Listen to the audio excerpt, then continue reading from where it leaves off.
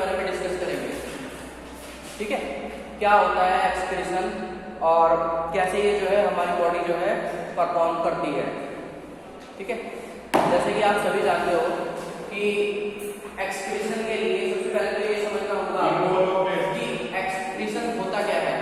जैसे इसने बताया रिमूवल ऑफ वेस्ट। ठीक है, किसका वेस्ट, कैसा वेस्ट, बेसिकली जो नाइट्रोजनस वेस्ट होता है। ठीक है, कैसा वेस्ट, नाइट्रोजनस वेस्ट जो होता है, नाइट्रोजनस वेस्ट की अगर हम बात करें तो इसके रिमूवल को ही बेसिकली हम क्या कहते हैं, क्या कहते हैं, एक्सक्रीशन बोलते हैं। ठीक है, बाकी और भी क्या काम करती है, तो इसके लिए बेसिकली एक्सक्रीशन के लिए कौन जिम्मेदार है हमारे शरीर में, एक्सक्रीटरी सिस्टम। ठीक है, कौन जिम्मेदार है, एक्सक्रीटरी सिस्टम। तो कहने की बात यह है कि हमारी बॉडी में एक पर्टिकुलर फंक्शन के लिए एक पर्टिकुलर सिस्टम होता है, समझे। जैसे पिछली क्लास में हमने जो है रेस्पिरेशन पढ़ा था और हमने देखा था कि रेस्पिरेशन जो है कैसे होता है, रेस्पिरेटरी सिस्टम के द्वारा होता है। तो ऐसे ही जो है एक्सक्रीशन जो है कैसे होता है, एक्सक्रीटरी सिस्टम के द्वारा होता है। ठीक है, तो एक्सक्रीटरी सिस्टम में क्या क्या आते हैं, तो हमारी बॉडी में जो है क्या होती है, किडनी होती है। आपने नाम सुना हो तो किडनी एक मेजर ऑर्गन है जो कि रिस्पॉन्सिबल है एक्सक्रीशन के लिए। ठीक है, इसको पढ़ने से पहले आपको समझना होगा कि जो रिमूवल ऑफ वेस्ट है, ठीक है, वो किस तरह का होता है। जैसे हम अपनी बात करें ह्यूमंस की, अगर हम बात करें तो ह्यूमंस में जो है जो वेस्ट का रिमूवल होता है वो कौन सा प्रोडक्ट है, यूरिया, है ना। तो यूरिया जो है हमारी किडनी के द्वारा इसको बाहर किया जाता है बेसिकली। तो इस तरह से हम कह सकते हैं कि हम किस तरह के ऑर्गेनिज्म है, यूरियोटैलिक। क्या है हम, यूरियोटैलिक। ठीक है, समझ में आया कैसे ऑर्गेनिज्म है हम, यूरियोटैलिक है।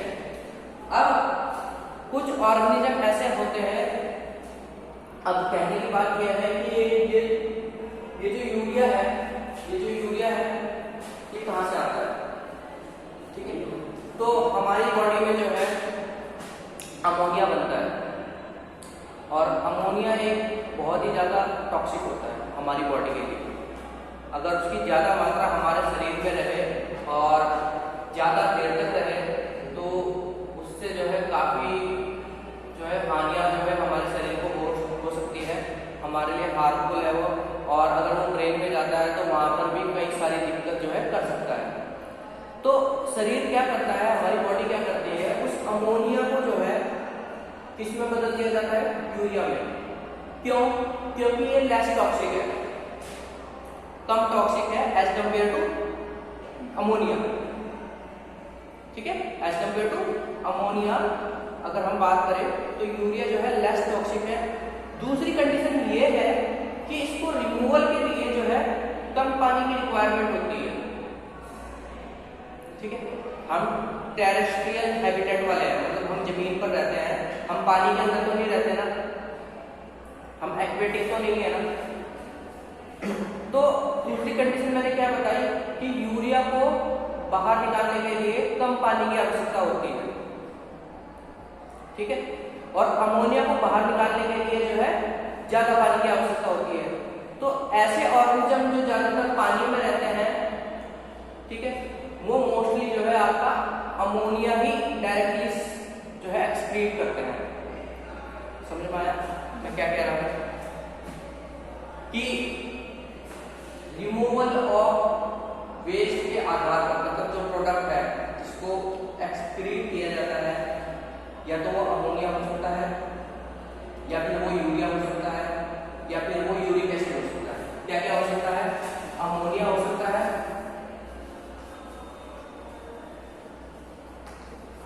यूरिया हो सकता है और यूरिक एसिड हो सकता है। समझ में आया? तो तीन तरह के वेस्ट जो है जंतुओं में बनते हैं और हमारे में कौन सा बनता है? यूरिया। और यूरिया का जो कन्वर्जन है, मतलब अमोनिया का कन्वर्जन यूरिया में, अमोनिया को यूरिया में कहाँ बदला जाता है? लीवर के अंदर। आपने यूरिया साइकिल पढ़ी होगी। तो यूरिया साइकिल में क्या होता है? यूरिया साइकिल में अमोनिया को लीवर के द्वारा किसमें बदल दिया जाता है? अमोनिया को लीवर के द्वारा किसमें बदल दिया जाता है? यूरिया में। अब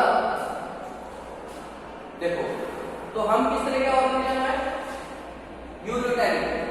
जो अमोनिया एक्सक्रीट करते हैं वो किस तरह के ऑर्गेनिज्म होंगे? अमोनोटैनिक। और जो यूरिक एसिड रिलीज करते हैं वो किस तरह के ऑर्गेनिज्म होंगे? यूरिकोटैनिक। ठीक है, एक हो सकता है अमोनोटैनिक, एक हो सकता है यूरिकोटैनिक। समझ में आया?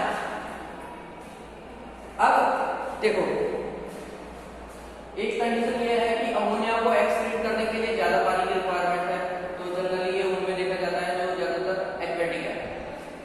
फिर यूरिया की अगर हम बात करें तो टेरेस्ट्रियल हैबिटेट में रहते हैं और जिनको मीडियम वाटर की रिक्वायरमेंट है वो अपनी वाटर की रिक्वायरमेंट को आराम से फुलफिल कर सकते हैं। जैसे हमको पानी आराम से मिल जाता है, तो हमारी बॉडी में जो है क्या एक्सक्रीट होता है? यूरिया। फिर कुछ ऐसे ऑर्गेनिज्म भी हैं जो जहाँ पर पानी की क्या है? स्कैर्सिटी है, जहाँ पानी की कमी है, तो वो क्या करते हैं? वो अपनी बॉडी में पानी को बचाने की कोशिश करते हैं। अब अगर वो यूरिन की फॉर्म में पानी को एक्सक्रीट आउट कर देंगे तो उनके लिए जीवन संभव नहीं होगा।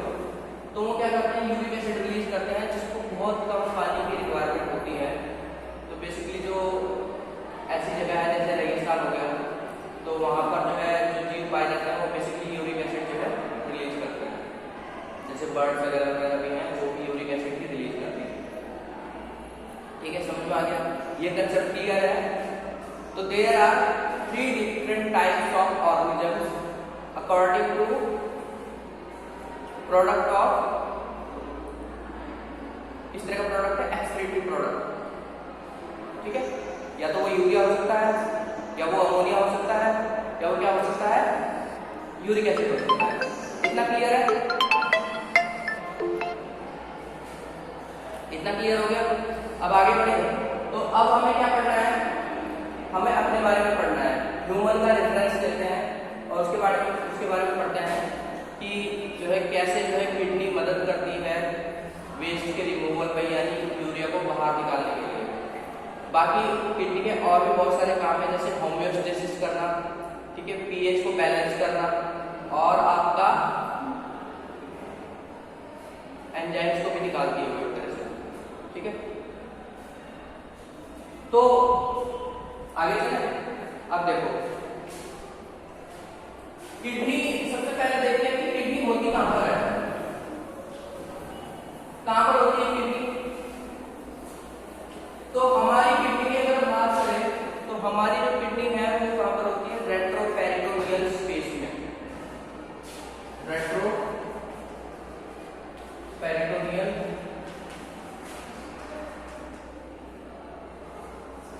स्पेस में। ठीक है, रेट्रोपेरिटोनियल स्पेस में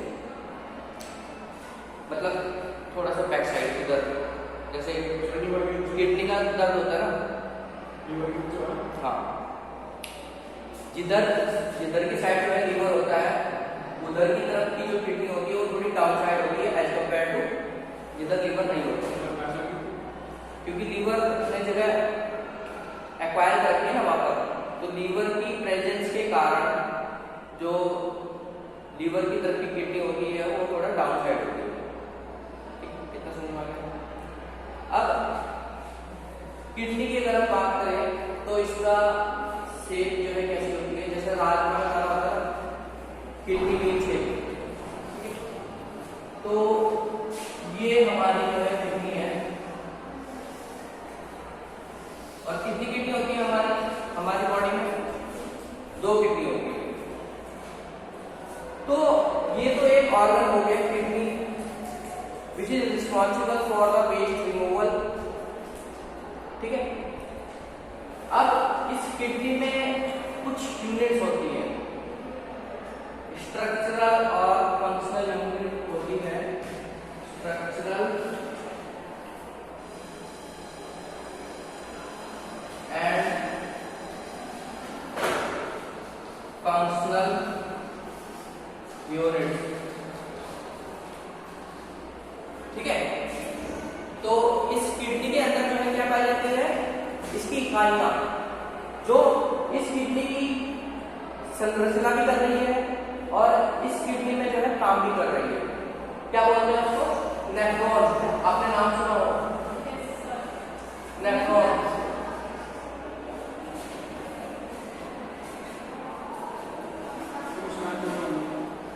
ठीक है। क्या बताया मैंने?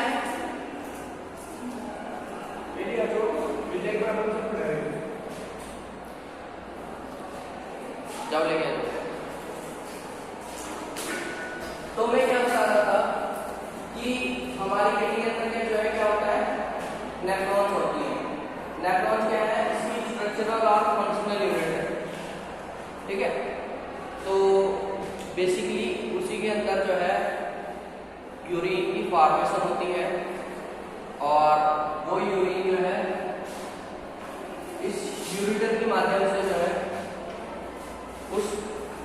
इस यूरिटर के माध्यम से कहां पर जाता है? यूरिनरी ब्लैडर के अंदर जाता है और फिर यूरिथ्रा के द्वारा जो है शरीर से एक्सक्रीट आउट कर दिया जाता है।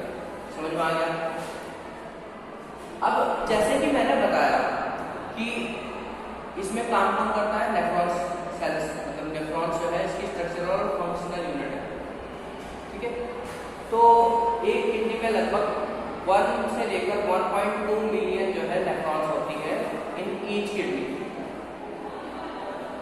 मतलब कहने की बात यह है एक छोटी सी किडनी में ये जो नेफ्रॉन्स हैं ये इनकी संख्या कितनी होती है? लगभग 1.2 मिलियन। ठीक है। समझ में आया? जैसे आपने ब्रेन की अगर आप बात करें तो ब्रेन में जो स्ट्रक्चरल और फंक्शनल यूनिट होती है वो कौन होती है? Neuron cells. ठीक है। लंग्स के अंदर एल्वेलाई। ठीक है। और डाइजेस्टिव सिस्टम के अंदर एंटेरोसाइट्स बेसिकली। ठीक है। और आपकी जो है इस तरह हमारी किडनी के अंदर जो है कौन होती है? नेफ्रॉन सेल्स होती है। ठीक है। तो कितनी संख्या होती है प्रत्येक किडनी में? लगभग 1.2 मिलियन की। 1 to 1.2 मिलियन। तो प्रत्येक दोनों किडनियों में कितनी होगी? लगभग 2 to 2.2 मिलियन। ठीक है। कितनी होती है? लगभग 1 से लेकर के 1.2 मिलियन इन ईच किडनी। समझ में आया? तो दोनों किडनी कितनी होगी? 2 to 2.2 मिलियन। ठीक है।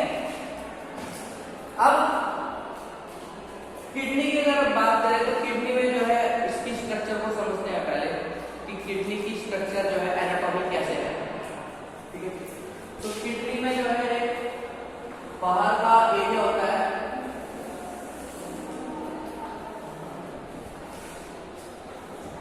जिसको बोलते हैं कॉर्टेक्स। क्या बोलते हैं? Cortex. Renal cortex. Basically renal जो वर्ड है ना, रीनल जो वर्ड है वो बेसिकली किडनी के लिए दिया जाता है। रीनल जो वर्ड है वो बेसिकली किसके लिए दिया जाता है? किडनी के लिए।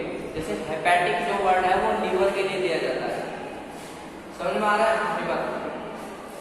तो सबसे बाहर वाला जो आउटर पार्ट है वो क्या कहलाएगा?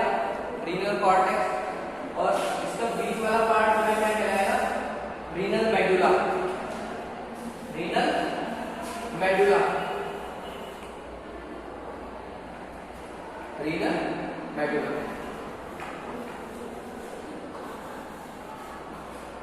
उसमें जो है ये मेडुला इस तरह से होते हैं।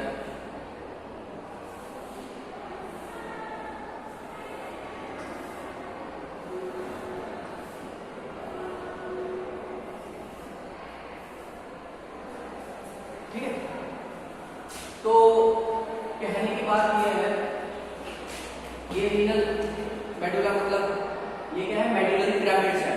क्या बोलते हैं इनको? Medullary pyramids. ठीक है, पिरामिड की शेप के। ठीक है, और इसमें जो ये गैप है इनके बीच, इसको बोलते हैं कॉलम्स ऑफ बर्टिंग।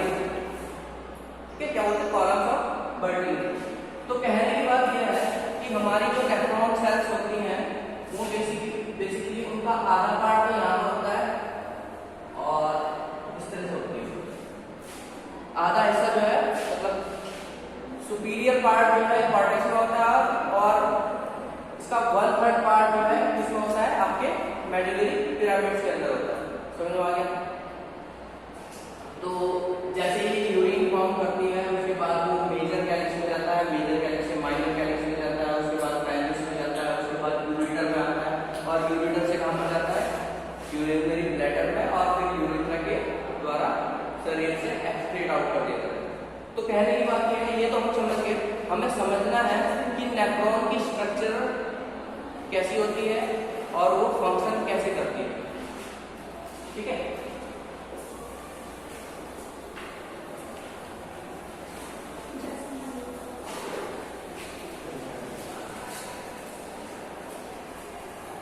तो चलिए समझते हैं कि जो है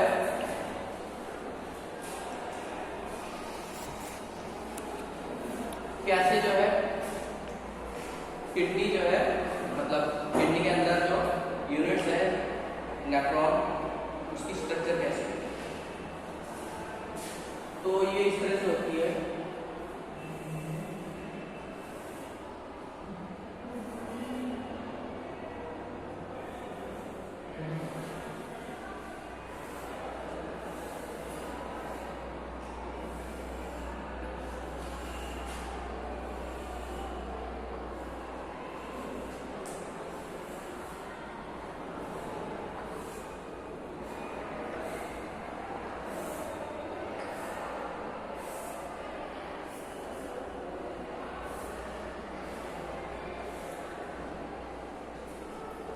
देखो, ये है नेफ्रॉन की स्ट्रक्चर, ये है बॉमन कैप्सूल, ये है पीसीटी, ठीक है, और ये है क्या? Descending lymph. ठीक है, ये डिसेंडिंग लिम्फ है और ये असेंडिंग लिम्फ है। ये जो है इसका थिन पार्ट है और ये जो है थिक पार्ट है और ये है डीसीटी और ये है आपकी कलेक्टर। ठीक है, तो कहने की बात यह है कि हमारा जो पेस्ट है वो किसके अंदर रहता है? किसके अंदर रहता है? ब्लड के अंदर, है ना? ब्लड के अंदर रहता है। तो जाहिर सी बात है कि ब्लड के अंदर से हमें जो है वेस्ट को जो है रिमूव आउट करना है। तो इसके पास जो है एक ब्लड कैपिलरी आती है।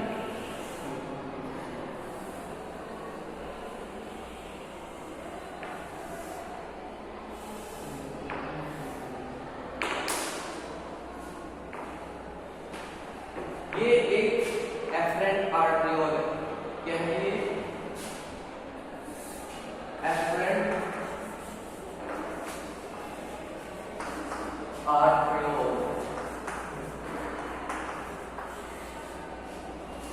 ठीक है, जो कि ब्लड को लेके इस बॉमन कैप्सूल के अंदर आ रही है। भाई पहले जो वेस्ट है हमारा वो ब्लड के अंदर है ना, जितनी भी सेल्स हैं वो सारा अपना जो वेस्ट होती है वो किसके पास छोड़ देती है? एक तरह से ब्लड के अंदर। और ये जो एफरेंट आर्टरियोल है ये बॉमन कैप्सूल के पास जो है आ रही है। ठीक है, और ये कौन सी आर्टरियोल है? इसको बोलते हैं इन्फ्रेंट आर्टरियोल। इन्फ्रेंट आर्टरियोल, ठीक है, और इसको बोलते हैं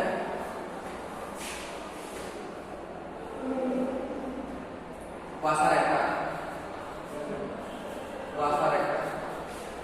ये एक्चुअली ना ये जो इफ्रेंट आर्टिकल है ये इसके चारों ओर एक जाल बना लेती है, ठीक है, इसको बोलते हैं वासा रेक्टा। ठीक है, समझ में आया? तो कहने की बात यह है कि कैसे जो है ब्लड में से जो है जो वेस्ट कैसे रिमूव होता है, ठीक है, और कैसे फिल्टर आउट होता है, किस कैसे जो है इसके अंदर आता है, फिर वो ऐसे जो है होता हुआ और फिर जो है ब्लड के अंदर जाता है। ठीक है, समझ में आया क्या बता रहा हूँ? समझ में आया? ठीक है, तो कहने की बात यह है कि ये जो एफरेंट आर्टिकल है और ये जो इन्फ्रेंट आर्टिकल है ये थोड़ी वाइड होती है एज कम्पेयर टू दिस। ठीक है, इस वजह से यहाँ पर ब्लड का प्रेशर जो है ज्यादा होता है। ठीक है, आपने एक चीज पढ़ी होगी GFR,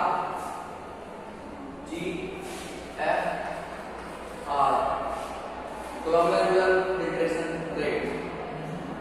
ये कितना होता है? 125 ml पर मिनट। ठीक है, ये कितना होता है? 125 ml पर मिनट, मतलब 1 मिनट के अंदर 125 ml जो है ब्लड जो है फिल्टर आउट हो जाता है। तो 24 घंटे के अंदर कितना हो जाता है? 180 लीटर। कितने लीटर? 180 लीटर 24 घंटे की अगर आप बात करें। ठीक है, और ब्लड हमारे अंदर लगभग कितना है? 5 लीटर। समझ पा रहे हैं? और फिल्टर आउट कितना हो जाता है 24 घंटे के अंदर? 180 लीटर। तो इसमें से जो है 90% से भी ज्यादा, 90% से भी ज्यादा जो है क्या होता है? 90% से भी ज्यादा जो है उसको रीअब्जॉर्ब कर लिया जाता है, वापस जो है ब्लड में ले जाया जाता है। समझ पा रहा है क्या कहने की कोशिश कर रहा हूँ? कि 24 घंटे के अंदर जो है 180 लीटर ब्लड जो है फिल्टर होता है और उसमें से जो है 178 to 179 लीटर जो है फिल्ट्रेट जो है वापस रीअब्जॉर्ब कर लिया जाता है, वापस उसको ब्लड के अंदर भेज दिया जाता है। ठीक है, तो 1 से 2 लीटर जो है यूरिन की फॉर्मेशन होती है और उसको जो है शरीर से बाहर निकाल देते हैं। समझ में आ गया? अब ये तो हम समझ गए। एक चीज मैं आपको बता दूं कि इसके पास आने वाली आर्टरियोल को क्या बोलते हैं? Efferent arteriole. और इससे बाहर जाने वाली आर्टरियोल को क्या बोलते हैं? इन्फ्रेंट आर्टरियोल। ठीक है, अब ये यहाँ पर एक मतलब एक तरह से हम ये कह सकते हैं यहाँ पर ये कैपिलरीज में जो है एक तरह से डिवाइड हो जाती है और फिर ये जो है आपको मिल जाती है। मतलब यहाँ पर एक गुच्छा टाइप का समझ सकते हो? बंडल, हाँ, एक तरह से बंडल टाइप का फॉर्म करती है कैपिलरीज का और उसको बोलते हैं ग्लोमेरुलस। क्या बोलते हैं?